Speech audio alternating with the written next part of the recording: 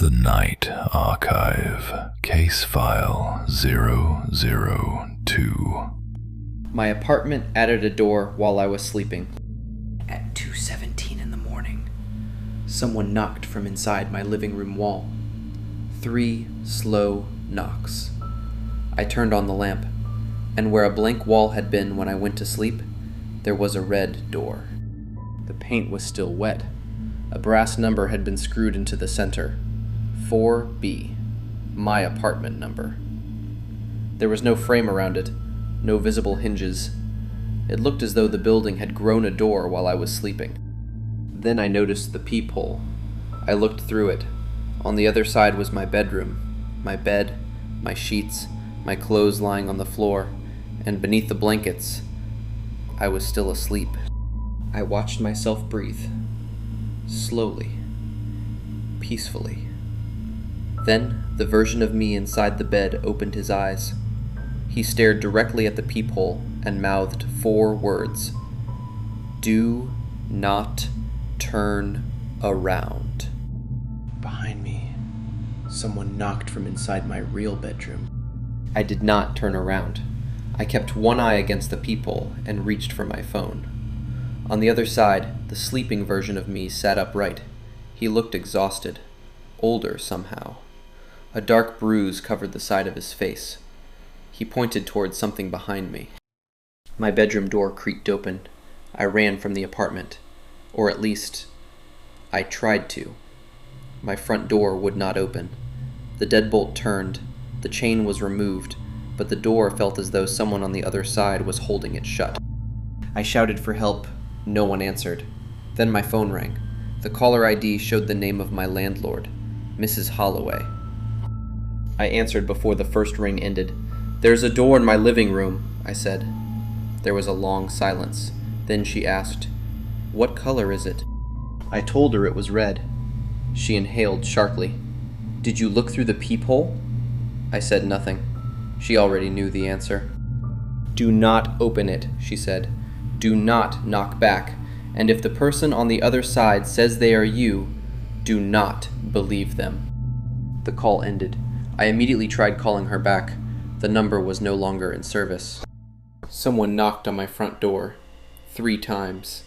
I stepped closer. "Who is it?" A woman answered. "Mrs. Holloway." I checked the peephole. She stood in the hallway wearing her faded green sweater. She looked frightened, but before I opened the door, my phone rang again. Mrs. Holloway's name appeared on the screen. I answered. The same woman whispered, "Whatever is outside your apartment is not me." The woman in the hallway smiled.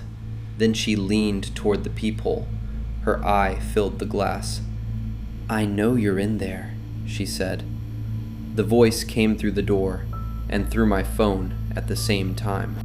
I backed away. The woman outside began knocking faster. The red door answered her. 3 knocks from the hallway, 3 knocks from inside the wall, back and forth, like 2 people communicating through my apartment. Then everything stopped. The front door unlocked by itself. Mrs. Holloway entered. The real one, I hoped. She carried a tape measure, a flashlight, and a box of white chalk. She did not look at me. She looked at the red door. "Move away from it," she said. She measured the living room. Then she measured it again. Her hands began to shake. "The apartment is 6 inches wider than it was yesterday." I asked her what was behind the door. She drew a chalk line around the frame. "Not behind," she said. "Beside." Mrs. Holloway explained that when the building was constructed in 1964, the architects discovered an error in the plans. Apartment 4B occupied more space than physically existed on the 4th floor. At first, the difference was less than an inch. By the time construction ended, the apartment was nearly 12 feet too wide. They tore down the walls, measured the building from the outside, rebuilt the unit. Nothing fixed it. The missing space always returned. Then the first red door appeared. A construction worker opened it and found another unfinished apartment on the other side. Inside that apartment was another red door. Then another. And another. The workers sealed 4B behind concrete.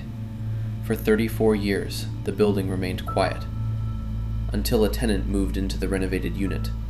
His name was Daniel Mercer.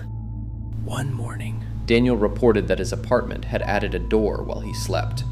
By sunset, he was gone. "You knew this could happen?" Mrs. Holloway looked down. "I knew it had happened before. That isn't what I asked." She finally looked at me. Her eyes were wet. "If 4B stays empty, the doors appear in other apartments." That was why she had rented it to me. Not because the apartment was safe, because keeping someone inside it stopped the building from spreading. I had not been a tenant. I had been a lock. I grabbed the front door handle. Mrs. Holloway tried to stop me. I pulled it open. The hallway was gone. On the other side was another copy of my living room. Same couch, same lamp, same red door. Another version of me stood in the center, holding his front door handle. He stared at me. I stared back. Then both of us spoke at the same time. "You're not real." He slammed his door. I slammed mine. Mrs. Holloway whispered something behind me. "It has started branching." I asked what that meant. She pointed at the chalk line around the red door. The frame had moved 2 inches beyond it. The apartment was still growing. "Every time you fall asleep," she said, "it makes another version, another apartment, another you." I told her I had only slept once. She looked toward the red door. "No," she said, "you only remember sleeping once." A voice came through the peephole. My voice. "Don't listen to her." I looked through it again. The bruised version of me stood on the other side. He pressed a handwritten note against the glass. It read, "You are the copy." He lowered the note. "I woke up 3 days ago," he said. "For you, it was this morning." He raised his left hand. 2 fingers were missing. "It keeps the version that survives until 2:17. I looked at the clock. 2:26. Mrs. Holloway corrected him. "Not this 2:17. She looked toward the dark windows. "Tonight." We had less than 24 hours before the apartment decided which version remained connected to the real building. Every other apartment would be sealed behind the red doors. The people inside would not die.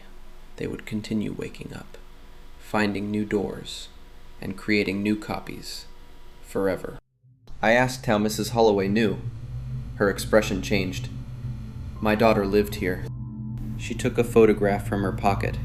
It showed a teenage girl standing beside the same living room wall.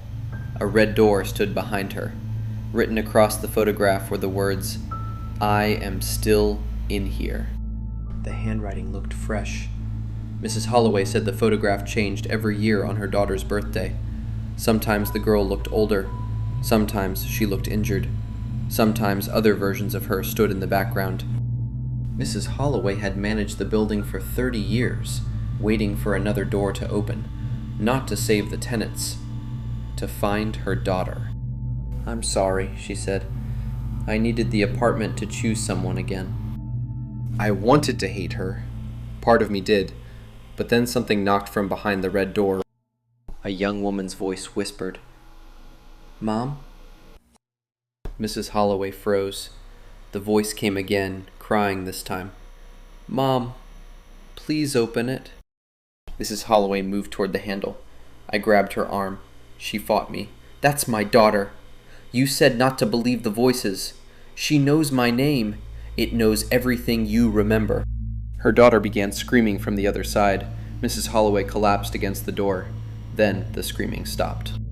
"She stopped waiting for you years ago." We stayed awake. At first it was easy. Then the apartment began helping us sleep. The lights dimmed. The room grew warm. Rain tapped against windows beneath a clear night sky. A low humming moved through the air vents. Every clock began losing time. At 10 that night, I blinked. Only once. When I opened my eyes, there were 2 red doors. At 11:30, I lost less than a minute. There were 4. By 1 in the morning, every wall was covered in doors.